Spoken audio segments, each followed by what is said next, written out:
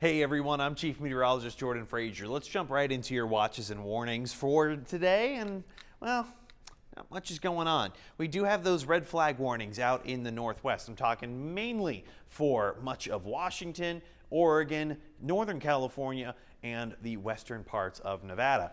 All right, that means increased fire risk, dry conditions, getting a little toasty up in northern Montana. Got heat advisories in effect, and a little bit of that flooding along the desert southwest due to that monsoonal flow we've been noticing for much of the last couple of days.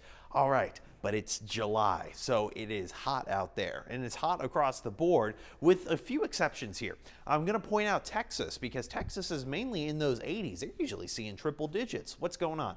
A lot of rain from a stalled out frontal system that's just hanging over the region, giving a lot of rain to much of West Texas, much of the southeastern and east coast of the United States. A lot of those lower 90s. Not as hot as the heat wave from a week ago, but still on the warm side. It's still July, so we can understand that.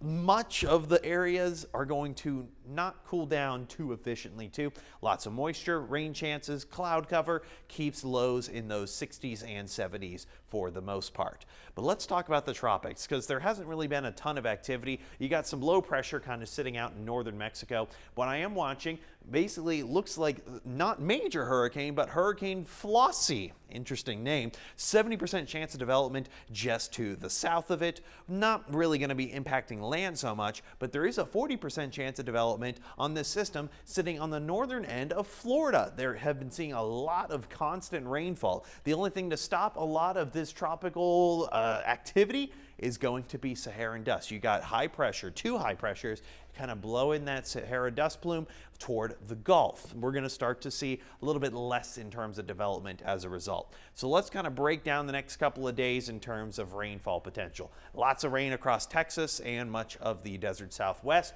That's going to head into the early part of Independence Day. I'm talking like very early morning. Not a ton of activity is expected. A little bit of that heavier stuff across much of the Central Plains and the northern Rocky Mountains. I'm talking mainly Wyoming and Montana. So actually looks like most of your fireworks forecasts are going to go off without a hitch. That's great. Let's go into your Saturday. Still just going to be a lot of rain, mainly for the central United States as this next system tries to push its way through. Well, what does that mean for your sparkler forecast? No, it's not going to be a dud. It's not going to be so-so. I say it's going to be pretty spectacular for a majority of the country, and that's exactly what we want to ring in our Independence Day. Just make sure you guys are staying very, very safe out there.